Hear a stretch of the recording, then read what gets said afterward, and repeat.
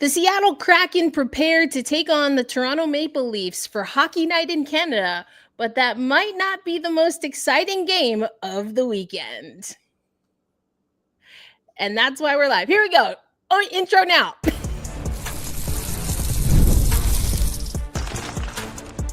You are Locked On Kraken, your daily podcast on the Seattle Kraken, part of the Locked On Podcast Network, your team every day. Happy game day, Seattle hockey fans. Welcome to a weekend episode of Locked On Kraken, part of the Locked On Podcast Network. We're bringing you your favorite team, the Seattle Kraken, every single day. Erica L. Ayala, your host of Locked On Kraken, also an accredited media member for Milano Cortina. That's right. I'll be at my second ever Winter Olympics coming up in just a few months. We're super excited. But I am here with Ava Wood once again from 365 Hockey Girl. And Ava's going to help us talk about what is really an exciting matchup, not just because the Kraken are taking on the Toronto Maple Leafs, but also because the Mariners are taking on the Toronto Blue Jays. We're going to talk about that, but we do have to talk about some roster changes for the Seattle Kraken, some of this coming from the last game against Ottawa, and get you ready for tonight's game, which again will be on Hockey Night in Canada. Before we do all of that, though, I want to let you know today's episode of Locked On Kraken, once again, brought to you by FanDuel. Download the FanDuel app now by visiting FanDuel.com and win $300 in bonus bets if your first $5 bet wins. Ava, we're going to get into in just a bit you being at the last two games at T-Mobile Park, which is super exciting. But we do have some things to take care of here. First of all, let's say hey to Kevin, who hopped in. First comment goes to Kevin. Good afternoon to you. Striatic is in the house. We love to see it. Haha, Jenna saying happy John Hayden Day. She knows about the roster changes that are coming. We love to see it. There we go. Live show. We're doing more live shows this year, Jenna. So no worries. Jenna also saying, welcome, Ava. And Toronto does seem to be a true rival of Seattle. So that's super exciting. I see you're donning your M's gear right now, Ava. Eh? I got the City Connects on. It's an Ichiro jersey. Ichiro. Can't go wrong. Can't go wrong with Ichiro. I mean, icon, legend, just all around stand-up gentleman. But we have to talk about the team that the German gentleman plays for, and that is the Seattle Kraken. We did see Philipp Grubauer get his first start the other day. It was serviceable is the word that I like to use. Could have been better. Certainly could have been a lot worse, and we've seen a lot worse. But we knew that Ottawa was going to be a physical team. Unfortunately, that physicality did lead to some injuries. We saw Freddie Gaudreau go down, talked about this on a quick short video that we put up. And so Freddie Gaudreau is on LTIR. So it's an undisclosed injury, which is a little interesting. But Freddie Gaudreau, our fourth line centerman, out. So that's why Jenna came in talking about happy John Hayden Day. And we know that John Hayden and Bowie can outrun bears in water, in like calf high water. So who's to say what he can do? And he definitely is a physical presence. So expecting John Hayden to be that fourth line centerman with Freddie Gaudreau out. Of course, Freddie Gaudreau, we hope he heals up well, but he will be out for the foreseeable future. We also heard news, Ava, that Brandon Montour will not be with the team for personal reasons, for a family matter.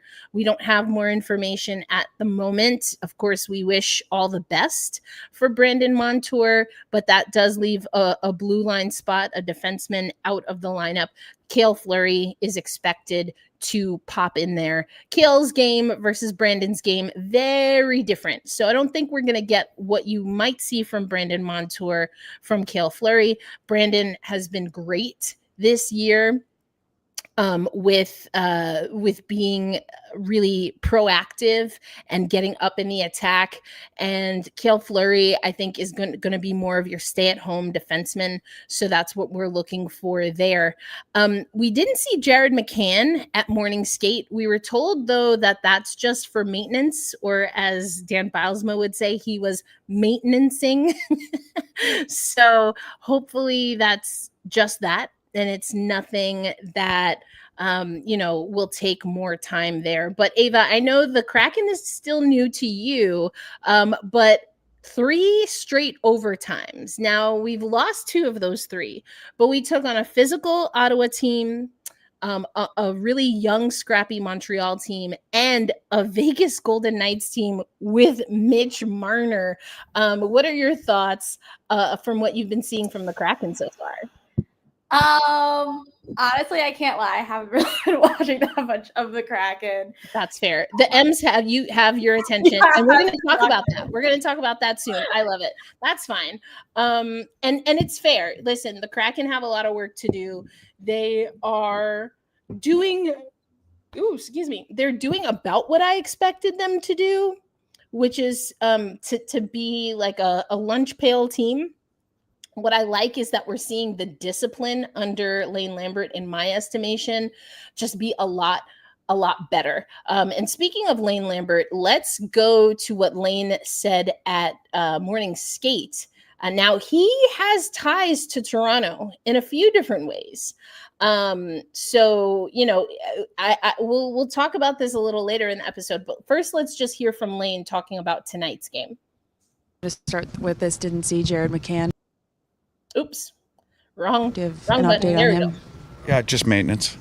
And then Frank Gaudreau obviously placed on IR. What can you share about his status and what kind of injury he might be working through? Upper body, and I think the press release said, somewhere between 4 to 6 weeks. We'll see. Hopefully he's a fast healer. Obviously coming back to Toronto here today. You know this team very well. What do you expect out of them? Dynamic hockey team, tremendous individual skill. Don't need a lot of opportunity to put the puck in the net. So they're dangerous. And watching them play the Rangers, they played fast. Just a good hockey team, solid top to bottom, good defense score, good goaltending, good team. What was last season like with Craig here? How did that help you, or how did that prepare you for this next opportunity as a head coach? Yeah, it was great. I enjoyed my time here immensely. I thought the whole organization is outstanding, right from top to bottom, starting right at the top. So it was a tremendous experience for me to be here and be part of the team. And you can always learn different things from every person that you work with, whether it be Craig Berube, Mike Van Ryn, whoever. You can always take away little things that help you as you move forward, and that's kind of what happened. So and really enjoyed my time. We'll hear a little more from Lane as we continue on with the episode, because again, he has some ties to Toronto, but he's the head coach for Seattle now. So where do his loyalties lie when it comes to the diamond as opposed to the ice? Well, I guess we'll find out. But Ava, we are going to talk about Know Thy Enemy in Toronto, the Toronto Maple Leafs. But I also I think we gotta get right to this, since we have you here. Coming up next on Locked on Kraken, we are going to part ways from hockey just for a little bit, because I am a baseball loving fool here, and also postseason, the energy is just a little different than Game 5, right, of a regular season for the NHL. So coming up, we're going to hear from Ava about her experience going to Game 4 and Game 5 at T-Mobile Park, and then the two of us will riff what we think each Seattle team will need to do to get a W in their respective weekend games. That's coming up on this special live edition of Locked on Kraken. And if you're in the comments and you have questions for either one of us, make sure you drop them. You can also ask us PWHL questions, because Ava joined us for our PWHL Seattle game as well. But we'll get into that on the other side of this break. Today's episode of Locked on Kraken, this live episode of Locked on Kraken, is brought to you by our friends at FanDuel. We know that the NFL season is in full swing, MLB obviously coming down to the wire, and of course the NHL is here. We've got Hockey Night in Canada matchup for your Seattle Kraken, but we want to let you know that right now, if you are a new customer to FanDuel, you can drop a $5 bet and get $300 in bonus bets back if your first $5 bet wins. You can do anything from building parlays, player props, and even live lines during the game. It makes watching any of your favorite sports, football, baseball, basketball, hockey, even more exciting when you've got a little something riding on the action. So whether you're a casual fan or you love diving into the stats, FanDuel makes the game day experience so much better. So what are you waiting for? Visit FanDuel.com to download the FanDuel app today and get started. We're going to bring Ava back here in just a minute. And remember, you can ask us any questions you have, but coming up next, we're going to hear from Ava about the experience at T-Mobile Park.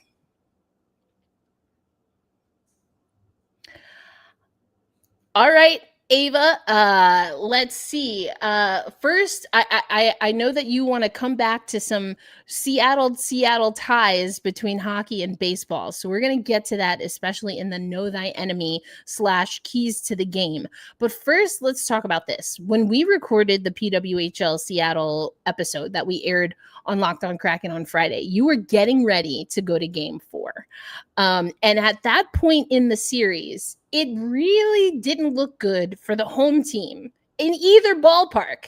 If you were the home team, you were getting kind of slaughtered. At least that was the trend. At first, we saw a close game, and then we just saw the tides shift for the away game. So let's talk about Game 4, where that trend did hold, and of course, Game 5, where it didn't.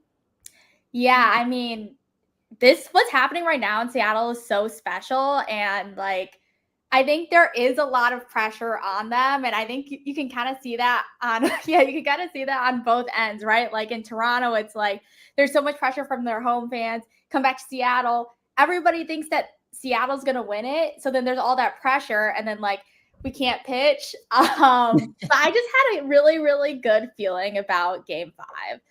So at that point, the series is tied 2-2, and like this is pretty much like the turning point for the whole series.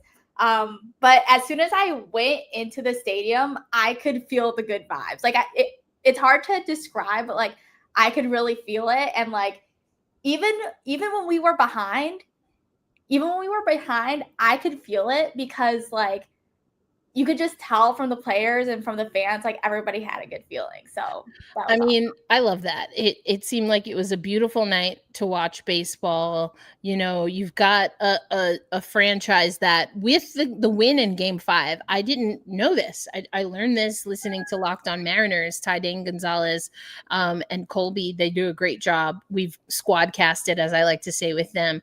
But so the Mariners historically have only ever won 2 games in an American League Championship Series.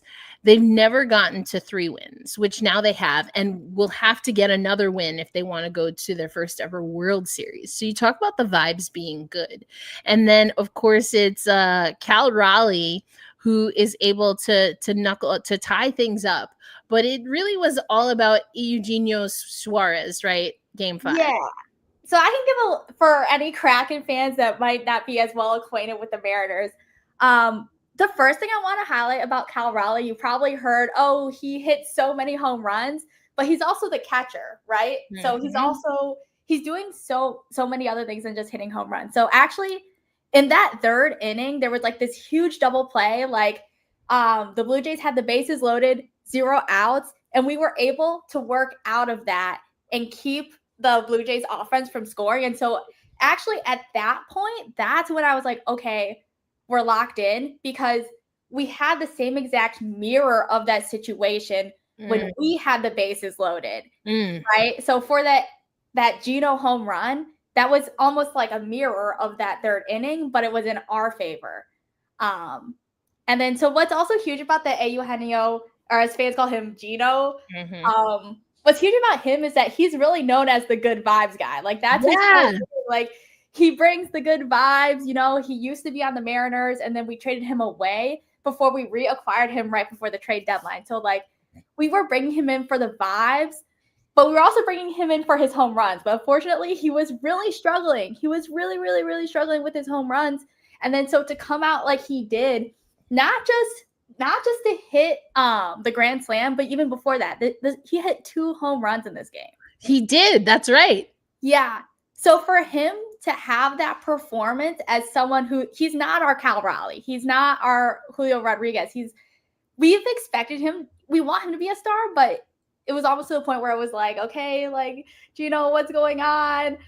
So just to have him step up in that moment, that's just awesome, and it couldn't have happened to anybody better. So yeah, I mean, you just hear really great things about Eugenio. I love that he had his family, his children with him at the post-game presser, right? You saw the emotion as he was rounding the bases, and like you said, you know, a guy that comes back to the team. There was criticism around that trade deadline. Did the Mariners do enough? But then, you know, to quote what I hear in basketball a lot, and was kind of the rally cry for that New York Liberty championship run. We all we got, we all we need, right? So you get somebody back who, like you said, is a good vibes guy, hasn't been contributing, as you already mentioned, in the way that was expected. And in fairness, you know, really there were only 2 people who contributed to 6, or hitting wise, I should say, or directly to 6 runs, because there were a bunch of walks too, hit by pitch, a walk here. So, you know, you don't want to discredit that. But as far as putting the ball in play or knocking it out of the park, it was really Suarez and Cal Raleigh that did the work, the heavy lifting for game 5. But again, I was listening to the guys, Ty and Colby from Locked On Mariners, and what they were saying is, you know, if you think of the top 5 hits in Mariners history, Cal Raleigh's home run to get to tie things at 2 is probably up there. And then Eugenio Suarez, his grand slam home run, I mean, is probably up there, and maybe will never be touched in the history of the Mariners. I mean, do you think that's real, regardless of what happens in the next 1, maybe 2 games? I mean, let's see if we make it to the World Series, but just with what we're working with right now, I'd say, yeah, that's correct.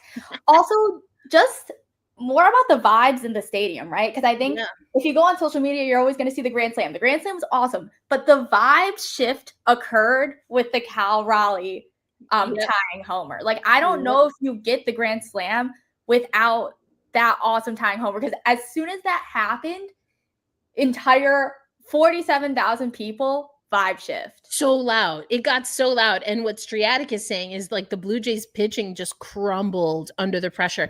I mean, I did not watch that live. I was doing some other hockey stuff. So I caught up. Also, I caught up with a friend of mine. I know those of you who know I was in Seattle and talked to me in real life, in person, you probably know that a good friend of mine was expecting her first child. She had the baby, so we were talking about that. I got to see photos, and so yeah, I was a little busy, but watching it after, and even on clips, you could hear, almost like I could hear the stadium vibrating.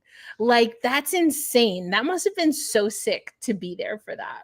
Yeah, they actually showed like a seismograph recording of, you know, the ground literally shaking. So I'm honestly surprised I can even talk right now. I had to drink like 2 cups of tea last night. My throat was hurting.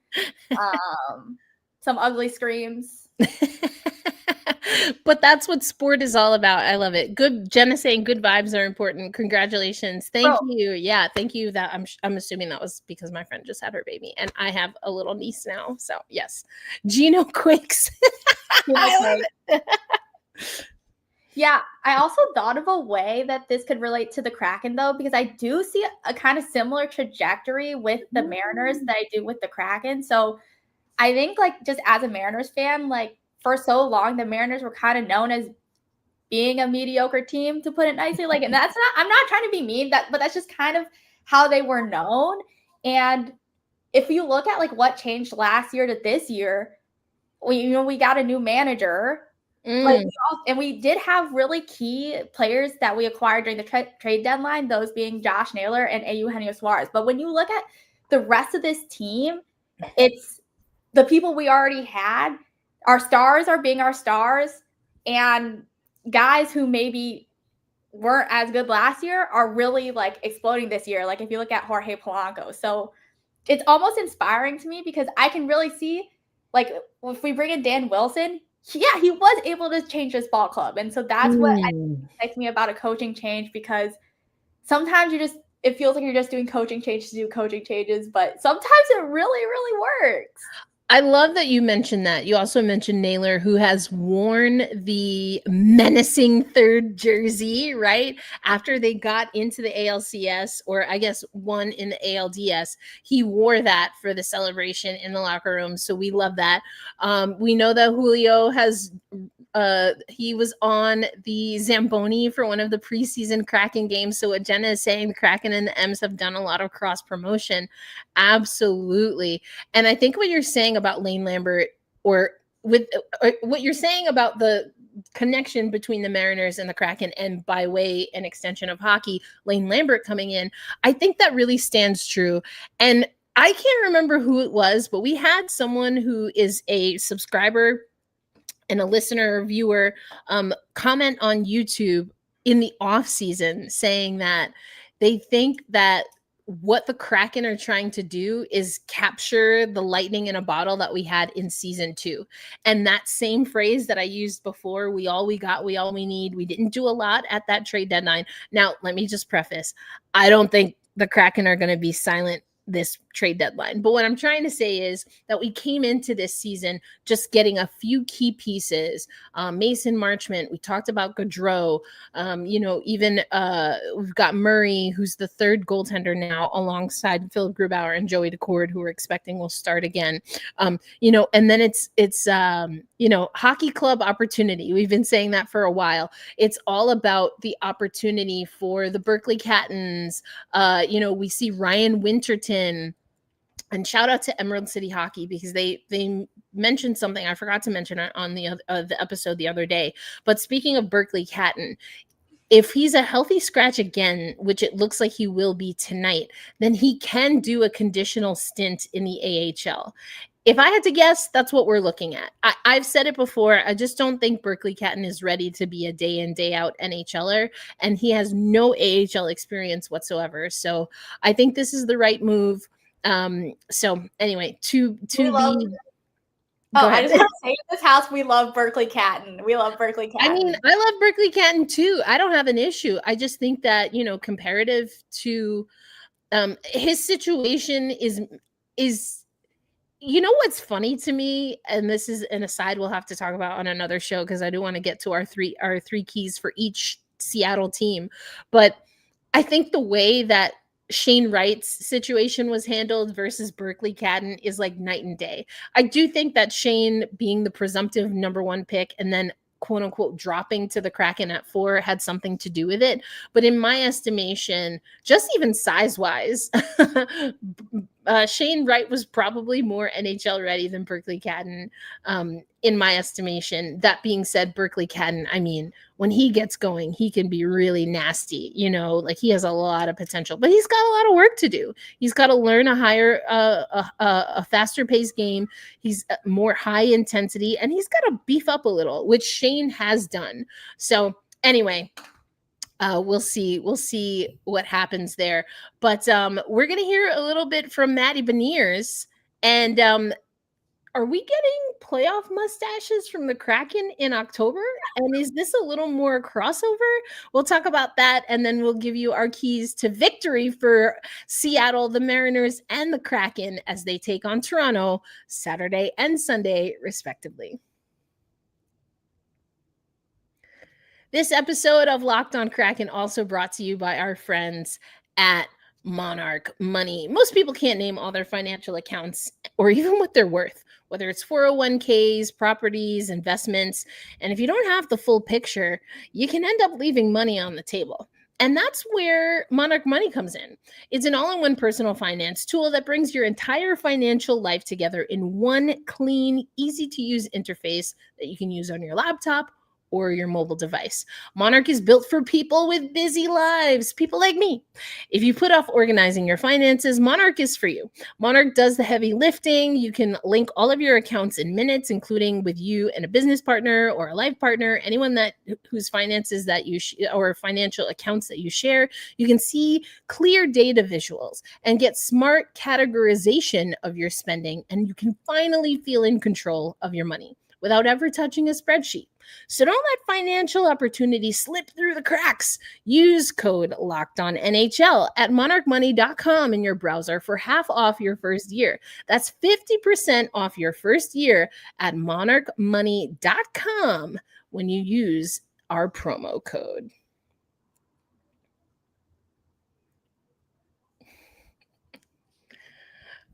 The button wouldn't press. I was like, come on. Wipe, swipe, swipe. All right, we are back here, a live episode of Locked On Kraken. Your host, Erica L. Ayala, alongside Ava Wood. And again, thank you so much. We've got Jenna Striatic in the chat. We know that Kevin is here. We also, we had Alex earlier that is just all Seattle. Let's go Kraken. Mariners are going to the World Series. Hell yeah. Seahawks are going to the Super Bowl. Kraken are taking the Stanley Cup. The Supersonics are coming back. I love it, Alex. That's right. Let's speak it into existence. Also, you were getting a lot of love earlier, Ava, for the City Connects jersey, the navy, and then the cream. All right, got some pretty nice unis. I mean, Seattle does.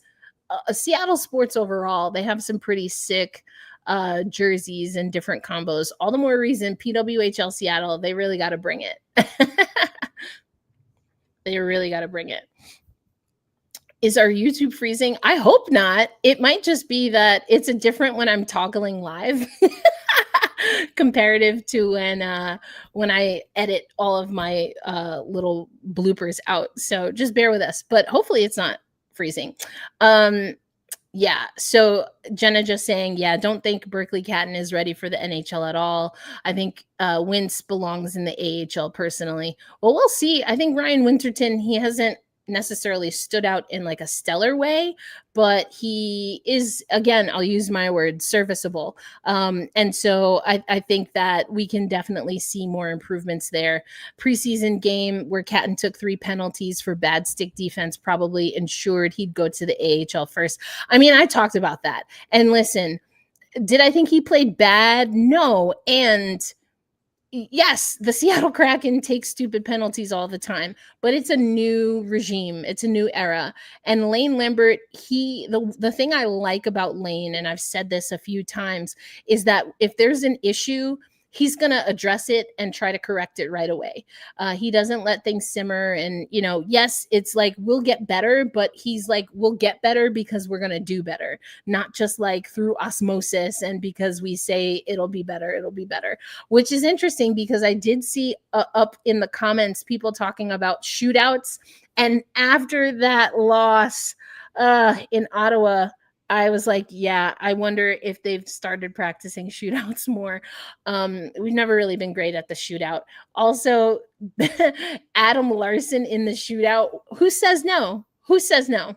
I love when defenders score, so I'm all about it. Okay, but let's talk about someone who I think has been having a good season. And I almost mentioned this the other day, Ava. Listen, everyone has their faves. I definitely have my fave Kraken players. I think people know my favorite forever. He's not on the team anymore, but Ryan Donato. Do not speak ill of Ryan Donato. That's my guy through and through. Wish he was a forever Kraken, but who knows? Maybe like Gino, he'll make his way back to where he belongs. I'm just saying.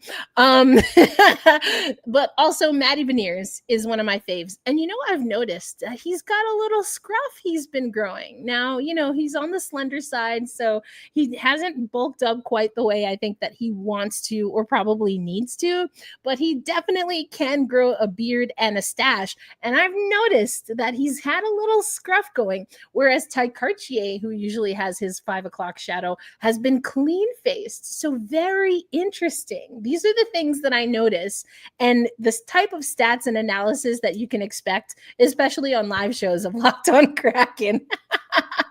But ooh, you have a question in the chat, Ava, before we move on to Maddie Beniers.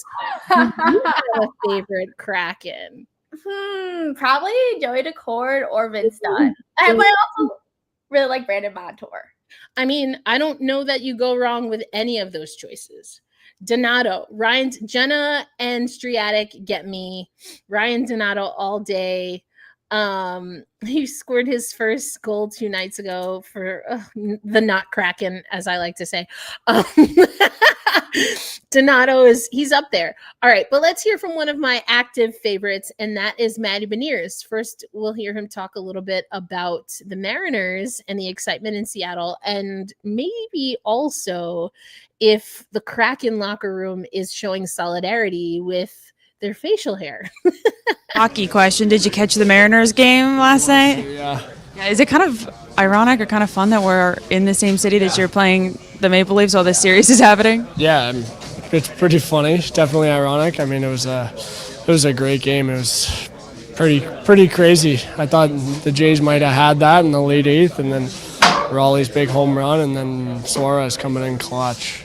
I was told that some of the mustaches around the room may have something to do with Mariners. Can you confirm or deny?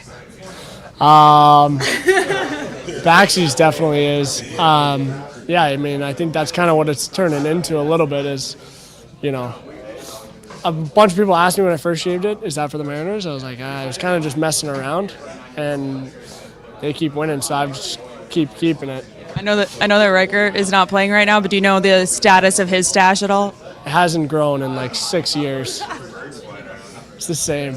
Okay, to talk about hockey now a little bit. First, I want to start with the power play. You guys have been going really good. What feels different? What feels good for you guys there? Yeah, we're just executing on plays, I think.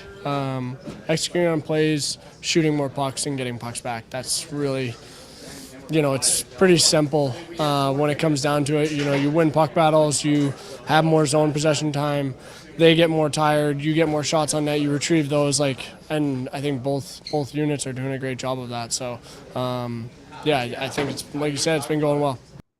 There was Ty Cartier in the background, but I wanted to end there with Maddie's clip, because what he's talking about there, Ava, is that, and I've asked Maddie about this because, I know that he has a nickname apparently on the Reddit, boards and things of that nature.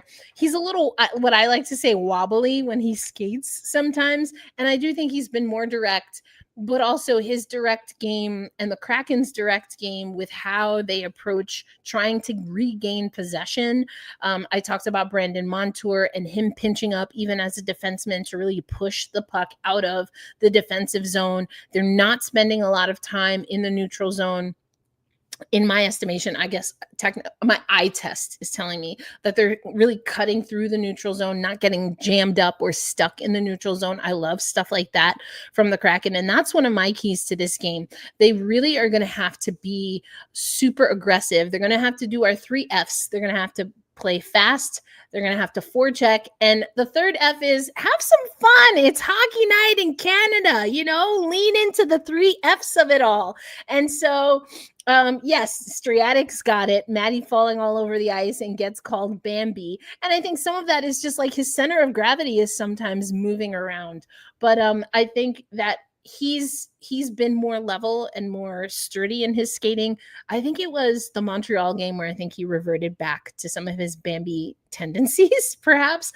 But I like that this team is they're walking it like they talk it, or they're skating how they talk it. We've heard, whether it was Dan Bilesma or Dave Haxtell, and now under Lane Lambert, that this team wants to utilize their speed, that they want to be able to focus on winning puck battles. And I think the difference that we're seeing, Ava, is that Lane Lambert is able to really get that out of this again, lunch pail, just blue collar team in a way that we haven't seen before. And in what ways, if at all, does that kind of encapsulate the Mariners? Because this Mariners team, I think at times looked like, oh yeah, totally going to be a playoff team. And then there were other times throughout the season where you're like, you sure about that? You sure about that? I think for me, the Mariners, and you kind of alluded to it, I get the sense that the Mariners, in their own way, I think all of baseball kind of takes on a lunch pail kind of tendencies, right? Hardworking, blue collar. But this Mariners team, whether it's the vibes, or having a player like Cal Raleigh who has to do it at the plate 2 times over, both as a hitter and as, the leader on the field as the catcher. But I get the sense that this is just a team that they kind of hunker down and they work really hard, the Mariners. Yeah, I mean, it's pretty funny because Cal Raleigh is literally having the best season of baseball that any catcher has had. But you still kind of, again, get that like almost blue collar vibe from him just because he's been such a hard worker this whole time. And even like, if you look at our like pitching staff, like these are all guys that have come up through our farm system. And as a fan watching, like, I don't want to get roasted for this, but when I look just like at the rosters on paper of like who we have versus who the Blue Jays have, like, I'm not sure if we're a better team than them on paper, if that makes sense. But it's like, it's a 7-game series. So what are you able to do when you actually come out? Like, are you able to actually like play the best baseball that you can possibly play? And I think that's kind of what you're seeing from the Mariners right now. Yeah, 100%. I think you're right there. And listen, sometimes you're not, quote unquote, the best team on paper, but you execute better. And again, we've seen it felt at times that being the road team and stealing one it's kind of been the name of this series, right? And so the Mariners, are they going to lean into that trend? Are we going to see Toronto really be able to fight back? I mean, Max Scherzer, who pitched for the Mets for like a hot second, and then he saw what everyone else should know about the Mets, that they are an unserious organization at times.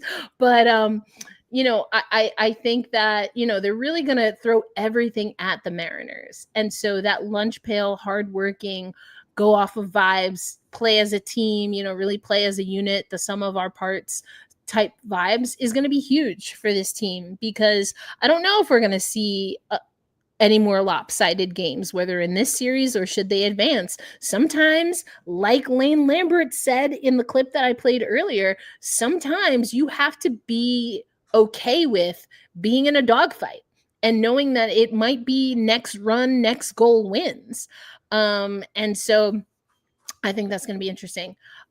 Hey, Jenna, I mean, I think I know Puck pretty well, but that's up for interpretation. Some people were big mad that we talked about PWHL Seattle on the Locked On Kraken feed. Like, oh well, when you host a podcast 5 days a week, then you can talk about whatever you want. And until that's you, I'm gonna do me. And also, we're talking about Seattle sports, people. Relax. But yeah, I definitely have things in hockey or baseball that I lean into, and defense overall is how I see the game. And it's important. And especially when you're looking at a Mariners team, again, we've seen such lopsided games. I think that hunkering down defensively could be huge as well, which is also something that the Seattle Kraken are going to have to do. They're playing a 3-2-0 Maple Leafs team. We know they have Austin Matthews. I think it was Matthews, right? Or it was either Matthews or Nylander scored like an absolute disgusting goal the other night. And I'm just like, gosh, the skill level on this team, Nylander leading with 9 points, but Matthews leading with 4 goals. This is a really good team that we're going to play against tonight. And the Kraken really have to play well in front of Joey Decord, talking about just leaning into that defensive identity. What does that look like for the Mariners, though? And do you think defense could be a great equalizer as they try to get to their first ever World Series? I actually have that as one of my keys of the game. Not sure how that works, but I think there's 2 main things. So if you watch game 3 and game 4, of the Mariners playoffs, then you will know that what really lost us those 2 games was our starting pitching, right? Because we had your Poor fave. team. Your I fave know. He's from my alma mater. I love George Kirby. I love George Kirby. Like, he's one of the players that really got me into Mariners. I love watching pitching. I love his style of pitching. I love George Kirby. And that's how I know that he could have done, like, Yeah. it wasn't great. Like, so I gotta stick up for the guy that comes from my alma mater, and we can say it wasn't great. It wasn't great. But the thing is, like, I know he can be great. So that's like what almost made it sad. It's like, bro, like, I know, like, yeah. So I believe in George Kirby, and I think Logan Gilbert was just named the starter of Game 6. But if we do see a Game 7, George Kirby, I mean, he was phenomenal. Yeah. He was phenomenal in Game 5 of the ALDS. Yeah. So yeah, that was the, what was it, 18 innings? So he was in the 18 inning game back in 2022. But this one, I think, was 13 innings. Oh, it was 13. I'm getting my years confused. Oh, so he was in that one. I just know that was the same night of Game 4 of the WNBA Finals. And I was with someone that is a staunch Detroit Tigers fan, and also someone who we have like a working relationship where we kind of, we rib each other a little when it comes to sports. And I felt I'll just say, I'm not going to put them on blast. But they were very emotional after that game. And I was like, ooh, okay, I'm just going to keep my mouth shut. Because even though I do love Seattle, it's not like it's my Mets. Like, if it was my Mets, I would go scorched earth and not care. And I'm like, you're just going to have to deal with me. My team won. What are you going to say? But I'm like, okay, I've kind of adopted the Mariners. Even though I am super excited for them, I'm not going to like lean into it too much. I will respect your feelings and your privacy at this difficult moment in time. Yeah. I mean, I'm not even from Seattle. I'm from Michigan. So I'm literally hanging out with all my friends, and they're all rooting for Detroit. They're like, Ava, how can you be a Mariners fan? I'm like, you guys don't understand. Like, I mean, hey, you love who you love, as John Mayer and Katy Perry once sang, while also being in a very toxic relationship. Either way, it's fine. It was a good song, though. I think that so just to come back to, because I know we know there's only a few teams that the Mariners have to get through if they want to get to, or just one team they have to get through to get to the World Series, and then if they get there, just one team that they would have to get through to win. But what Striatic is saying here is really interesting. And if you look at where the Seattle Kraken are now, I think most people probably had them kind of finishing in 6th in the division overall, maybe a little higher than that. But yeah, when we see right now in the Pacific Division, you've got the Vegas Golden Knights, the Seattle Kraken, and then Vancouver. That's who we have as the top 3 teams right now in the division. And to Striatic's point, when you look at where we see Edmonton, they're behind Vancouver and just ahead of Anaheim. Now, granted, none of the teams in the division have played more than 5 games. So there's a lot of season to go. And that's something that we heard Maddie Beniers talk about. But as a Mets fan, I know you take your wins when you can and you talk your mess when you can. All right, Ava. So we talked about defense. We talked about the three Fs for the Seattle Kraken. What are some other keys you think for a Mariners win and getting them to their first ever World Series?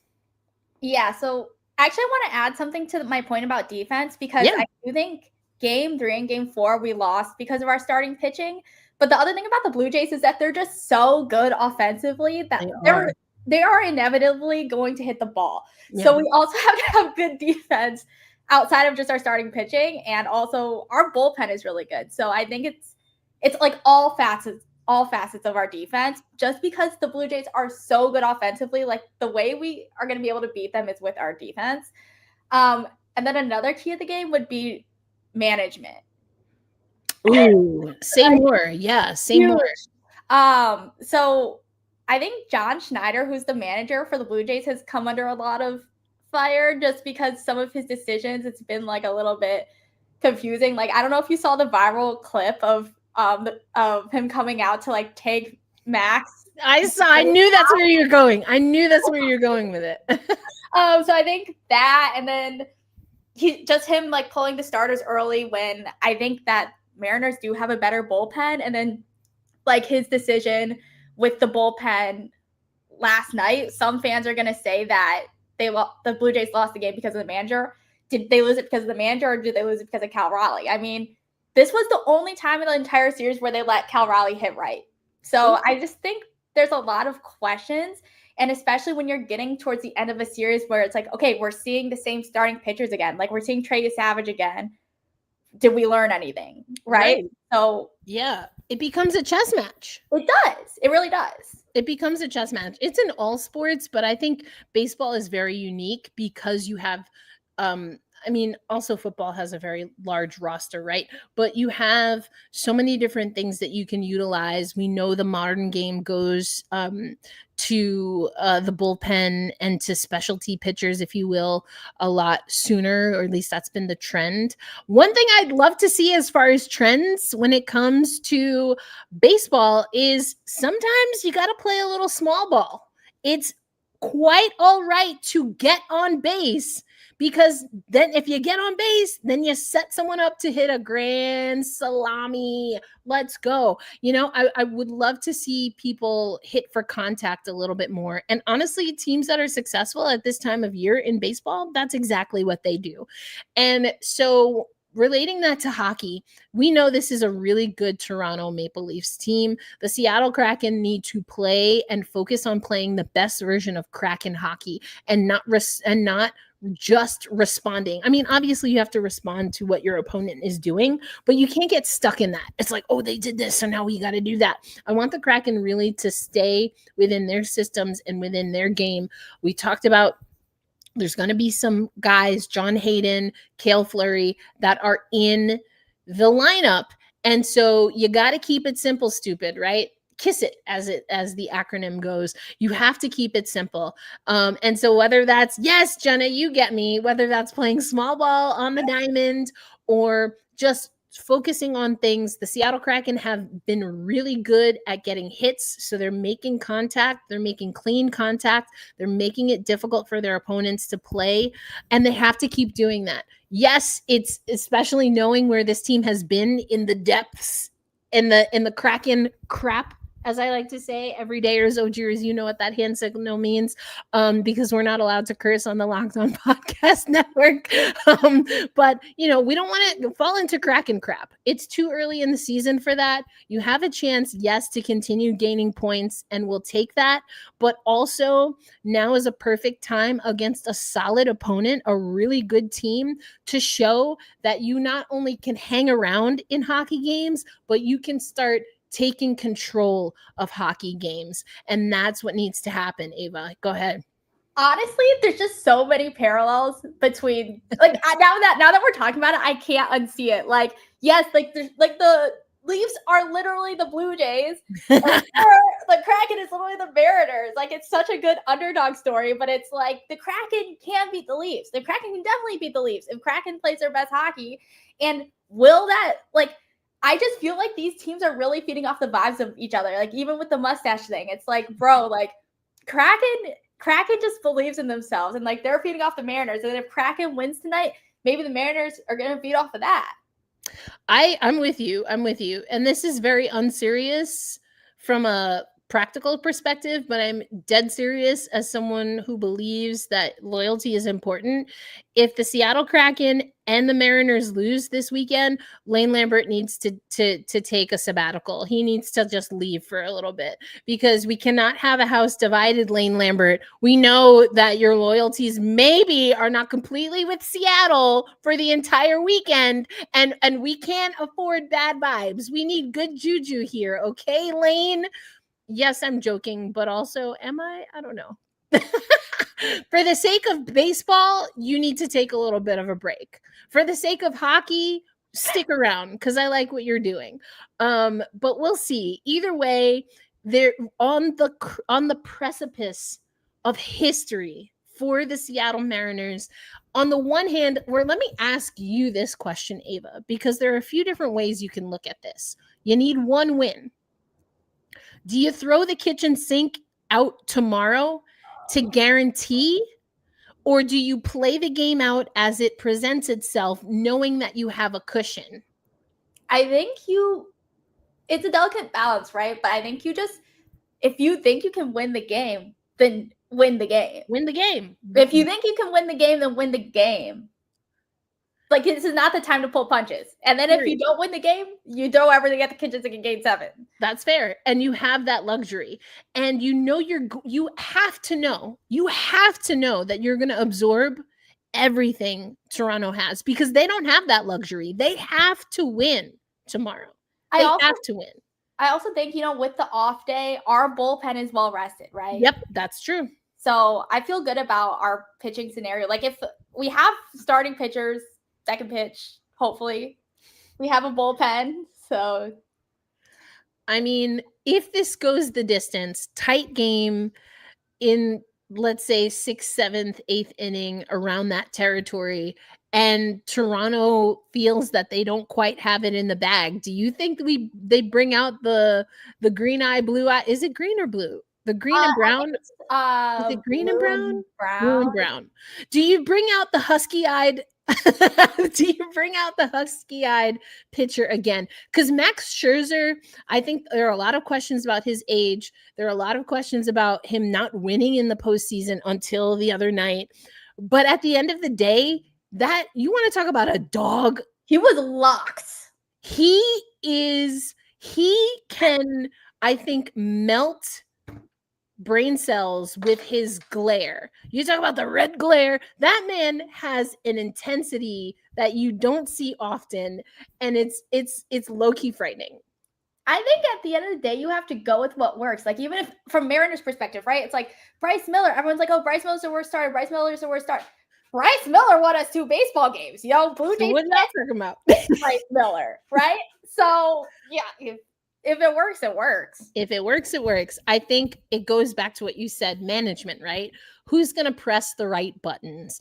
And the Mariners are in a better position, but they have to take advantage of it. You have some luxuries. You don't have to, like you said, you don't have to throw everything out there, but you have to do what it takes and swiftly make the choices to win the game. You don't want to play around with hope. Don't give Toronto hope if you don't have to. If you can annihilate it, finish him, then do it. And honestly, that's kind of how I felt even with last game. Like, for example, walking Vlad. Some people are going to be like, why did you walk Vlad? Why did you walk Vlad? I don't need to take my chances with Vlad. We already know he's going to hit the ball. So I actually like that decision, It's like, yeah, exactly. No, I'm with you. So a little bit of strategizing for Sunday, and I think it's all gas, no brakes for the Kraken tonight. Hockey night in Canada. We know Everett Fitzhugh is super excited. Also, for anyone who knows what HNIC stands for in the more melanated field of play, you'll know why I think it's hilarious that Everett Fitzhugh gets to be the voice for the Seattle Kraken radio broadcast. I don't know who that is. Sorry. So Everett Fitzhugh is our radio play-by-play guy. He's an awesome guy from Michigan. Right? Oh, I think I've seen him before because he's black, right? Everett. He's amazing. Okay. Yes, but he's amazing. It's hockey night in Canada, which is a big thing in Canada. It's going to be on NHL Network, but also if you know HNIC culturally what that means, I just think it's hilarious that Everett is on this game. I'm not going to explain it because, again, I cannot curse or use certain language on the Locked On show. But just look it up. What does HNIC mean to melanated people? Wait. One thing on that topic, though, is I don't know if you've heard about the hockey night in Canada, Punjabi. Yes, of course. I know those guys. When they come to Kraken games, like when they were at the preseason, I waved to them in the booth. I've met them a few times. We were on a panel together for actually something that Courtney Situ was putting together. So yeah, awesome. Great. I love that story. I've even used one of their calls, like their famous call, in women's hockey. Putinha, putinha, putinha, putinha, putinha. Yeah, I used that. I definitely took their and remixed it for Christina Putinha, who played for the Boston Pride. So absolutely, I love the work that they're doing. You know, apparently we don't say hockey is for everyone anymore because we've changed the terminology, which I don't agree with, because hockey absolutely should be for everyone. So those guys and everyone else who's making hockey more, more relatable, we love it. I think baseball has had a bad history of not really being inclusive in so many different ways. Even Ken Griffey Jr., who we're not that far removed from his heyday, if you really think about it. For those who don't know, he was an integral part of getting Jackie Robinson's number retired through all of baseball. If you don't know that story, I would love to share it on an episode of Locked on Kraken, where we're doing a Mariners crossover, because I love that history. I love baseball. And yes, Ken Griffey Jr. growing up was one of my absolute favorite baseball players. So we'll have to get into it more. But Ava, I hope you enjoyed tomorrow night's game. We're about to tune into the Kraken. Wait, sorry. Say one more thing. Yeah, go for it. Of course. Well, first of all, I'm really excited because I just feel like the Mariners, like obviously the Mariners have kind of been around for a while at this point, but they're still not an old franchise. Yeah, I was going to say Striatic. I remember that because now I was like, oh, I do know who he is. But anyways, like the Mariners are kind of a newer franchise in the grand scheme of things. And so to see them having this moment, it just gives me so much excitement for the Kraken, because it's like that, bro, that could literally be the Kraken in 20 years. I mean, let's hope it doesn't take that long. That's going to take 20 years. But I'm just saying, like, it makes me excited for us to be still somewhat at the beginning of this Kraken story. And then 100%. No, I get what you're saying. As someone who hosts a Kraken show, I'm like, well, maybe we can get that down to like half of that. Or less. No, but I know what you're saying. In the grand scheme of baseball, I mean, the Mariners are absolutely a young franchise. And of course, the Seattle Kraken are the newest franchise in ice hockey. And so, I think that, yes, there are so many parallels, and I've seen them before. I've actually, you know what? The Kraken broadcasters, and then we'll get out of here because the Kraken game has already started, I'm pretty sure, or is about to start. I don't know. I get my time zones confused. So whatever. Either way. 6, 5, 4, 5, 4, 3. It's about to start. It's about to start. So pregame is on. Pregame should be on right now. But the last thing I'll say on this as we get out of here, and I know I've talked about this on the show before, but you've got a lot of broadcasters, including Everett Fitzhugh. When he was on the show on Locked on Kraken, we talked about his love for baseball and, yes, the Edmonton Oilers. But you know why he's an Oilers fan is because of Grant Fuhr, because Grant Fuhr was a black goalie, and Grant has ties to our AHL team, the Firebirds. So I love that full circle moment. We also have, of course, John Forsland, who used to play baseball at a high level. And so you've got some baseball loving folks who I'm sure will drop some nuggets on the broadcast, whether you're watching on TV or, of course, listening to Everett and Al on the radio. But yeah, it was a great time. Hey, Jenna, first of all, your dad was at the very first Mariners game. That's so wild. Well, because that wasn't right, because now I need to, all right, hold on. When was the Seattle Mariners first game? 73. Was it 7? I was like, I didn't remember if it was 70s or 80s. But because you have the Griffies. Oh, it was 77. I thought it was this is saying King in the old Kingdom, yeah. So first game on April 6, 1977. And I think that because I thought it was late 70s, because then you had Griffey Sr. and Griffey Jr. played together in the 80s. And so I love that you talk about that. That's super cool. Alzheimer's, I have had family members that have had diseases that run kind of parallel or in the kind of family, if you will, of Alzheimer's. Super tough. So prayers and thoughts are with you and your family. But I mean, this would be an awesome run, I'm sure, for families like yours, which is why we also love sport. I mean, so many. You got it right, Jenny. You were right. 77. Yeah, I think it's this is why we love sports. They can really unify people. You make memories. Sometimes the memories that you have are then passed along to your family, and it makes for a good time. So we're hoping that the Mariners and the Kraken can make some memories in Toronto over the weekend. But Ava Wood, thank you so much for joining us. Before we get out of here, just remind people where they can find you on the interwebs. Oh yeah, I'm over at 365_hockeygirl on TikTok, Instagram, and YouTube. And I mostly talk about PWHL, pretty much all facets of PWHL. But recently, I gotta talk about Mariners. Well, hey, we love it. We love it. Enjoy the game tomorrow. And for the Kraken fans, enjoy the game tonight. We have some work to do as a team, but the good news is that we're not even 10 games into the season. So these are still learning opportunities going up against a good Toronto team. I want to see the competitive edge, the compete level, if you will. And again, it's all about forward checking, playing fast, and playing fun. And my fourth F, is just play free.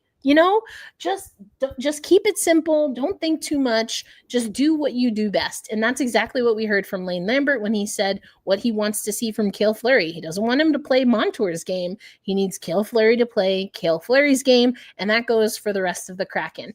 But again, Ava, thank you so much for joining us. Thank y'all for tuning in to a live episode of Locked on Kraken. You can find us, of course, on the YouTube. You can find us on TikTok at Locked on Kraken. You can find us on Instagram at Locked on Kraken. You can find us on Twitter. That's more of what Joe is doing at Locked on Kraken. So, make sure you're following us, subscribe, and comment whenever you can. A reminder to be kind to yourself. And sometimes that means just taking a breath, taking a nap, eating a banana, and touching some grass. But hopefully you do that so you can be kind to others as well. We hold fast, we stay true, and over this weekend especially, we say let's go Kraken and let's go Mariners. We'll catch you on the next episode. Enjoy the game.